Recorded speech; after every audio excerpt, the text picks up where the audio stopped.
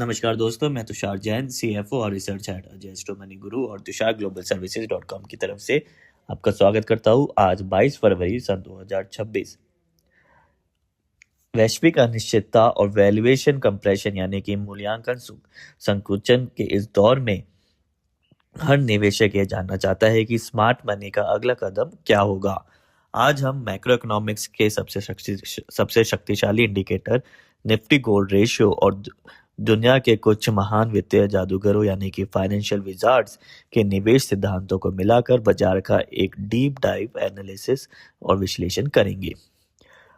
अर्थशास्त्र में capital rotation यानी कि पूंजी का चक्रीय प्रवाह एक अटल सत्य है। जब अर्थव्यवस्था में डर होता है तो पूंजी सेफ हेवन यानी कि सुरक्षित निवेश यानी कि सोने की तरफ भागती है, लेकिन जब स्थिति सामान्य होने लगती है तो वही पूंजी रिस्क असेट्स यानी कि शेयर बाजार में लौटती है। इसे नापने का सबसे सटीक पैमाना में से एक निफ्टी गोल्ड रेशियो है। वर्तमान में यह रेशियो 1.63 के आसपास है। 1.6 हम बेस ले लेते हैं के ऐतिहासिक के आसपास है और ये एक ऐतिहासिक निचले स्तर पर और एक प्रमुख सपोर्ट जोन पर आ गया है। ऐतिहासिक डेटा गवाह है। यदि हम पिछले कई सालों का डेटा देखें तो 2000 के आसपास जब .com बबल हुआ था तो उस समय ये रेशियो 1.1 से 1.2 के आसपास पर था। वही 2008 के ग्लोबल फाइनेंशियल क्राइसिस के समय ये 1.6 पर था और 2020 के कोविड-19 क्रैश में भी ये लगभग 1.5 से 1.6 के बीच था।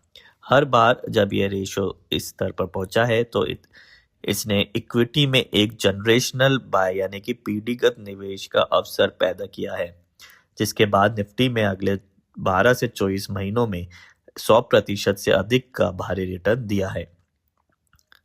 आज 1.6 के स्तर पर बाजार में एक स्पष्ट रिस्क रिवॉर्ड असिमेट्री है जो सोने की तुलना में इक्विटी को पक्ष में भारी रूप से झुकी हुई है। और यदि आपको इस रेशो को निकालने के प्रोसेस में रुचि है तो इसको हम आसानी से निकाल सकते हैं। जो करंट निफ्टी लेवल्स है यानी कि जो फ्राइडे को बंद हुआ था 25,571 को हम 1 ग्राम गोल्ड यानी कि सोने के प्राइस से डिवाइड करेंगे। मसाले, खुशबू और प्योर झांझ, टेस्ट से भर दे हर जुबान पे स्वाद। एवरीडे मसाले, देश का स्वाद।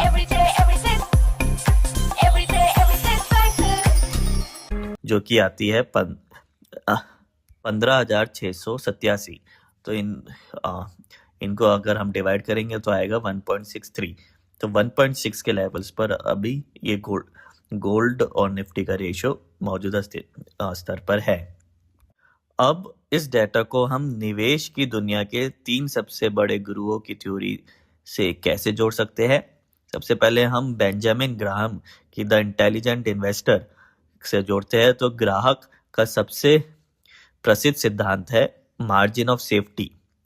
जब निफ्टी गोल्ड रेशियो लगभग 1.6 पर है तो इसका मतलब है कि मिस्टर मार्केट अपने अत्यधिक निराशावाद के कारण आपको इंट्रिंसिक वैल्यू से काफी नीचे शेयर दे रहा है।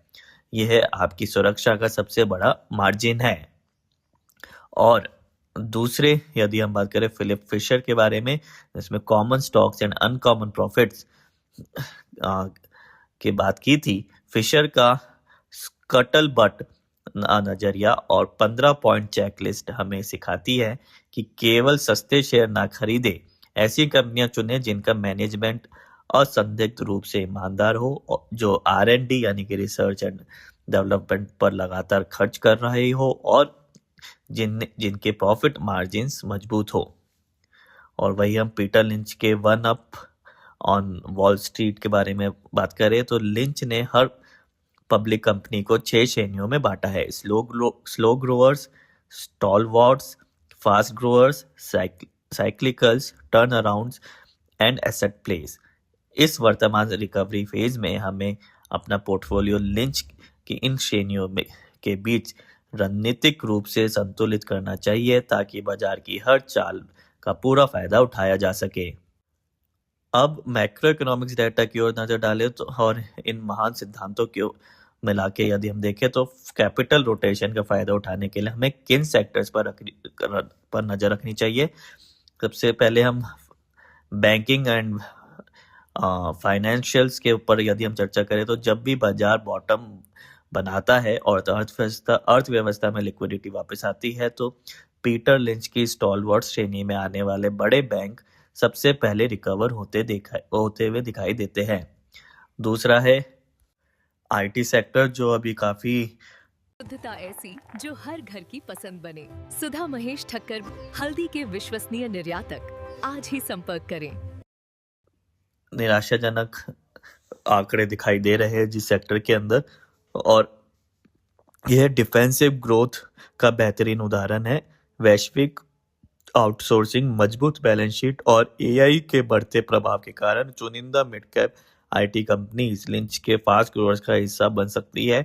उसमें हमें ध्यान देना होगा कि जो कंपनियां आर्टिफिशियल इंटेलिजेंस को साथ लेकर चलती है और उसमें नए नए इनोवेशंस और नए नए R&D करती है, उन कंपनियों को हमें ध्यान में देना होगा। और तीसरा आता है साइक्लिकल्स, जिसमें मेटल्स एंड ऑटो शामिल होते हैं। जब सोने की सुरक्षित मांग थमती है और इंडस्ट्रियल ग्रोथ वापस लौटती है तो कॉपर, एल्यूमिनियम और ऑटोमोबाइल सेक्टर में जबरदस्त साइक्लिकल उछाल आता है। इन सेक्टर्स में सही समय पर एंट्री सबसे ज्यादा मुनाफा देती है। दोस्तों, इसके अंदर महत्वपूर्ण बात हमें ध्यान देने वाली ये होगी, गोल्डन रेशो से हमें किस टाइम पे किस सेक्टर के अंदर किस इंस्ट्रूमेंट के अंदर निवेश करना है वो पता चलता है, लेकिन इससे टाइमिंग ऑफ द मार्केट और टाइमिंग ऑफ द रिवर्सल इस रेशो से नहीं निकलता। उसके लिए अलग पैरामीटर्स है। तो क्या अभी से ही मार्केट के अंदर रिकवरी देखने को मिलेगी या फिर कुछ समय बाद देखने को मिलेगी, उसके लिए हम एक अलग शो लेकर आएंगे। गोल्डन रेशो से हमें किस समय पर किस पर्टिकुलर टाइम फ्रेम में हमें गोल्ड के अंदर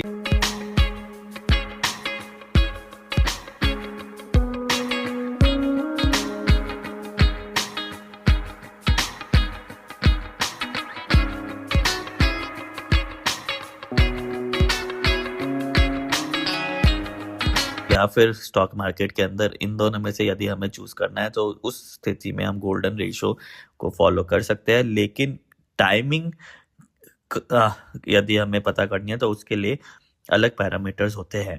अंत में निवेश केवल सही समय की पहचान नहीं है, बल्कि सही डेटा, क्वालिटी, कंपनियों और मनोविज्ञान का संतुलन है।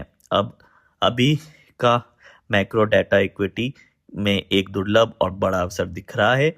अगर आपको ये हाई एंड मैक्रो इकोनॉमिक्स और फाइनेंशियल विश्लेषण पसंद आया हो तो वीडियो को लाइक करें, शेयर करें और हमारे चैनल अजय एस्ट्रो मनी गुरु को सब्सक्राइब करना ना भूलें। धन्यवाद। और निवेश करते समय अपने रिसर्च और रिस्क मैनेजमेंट का हमेशा ध्यान रखें।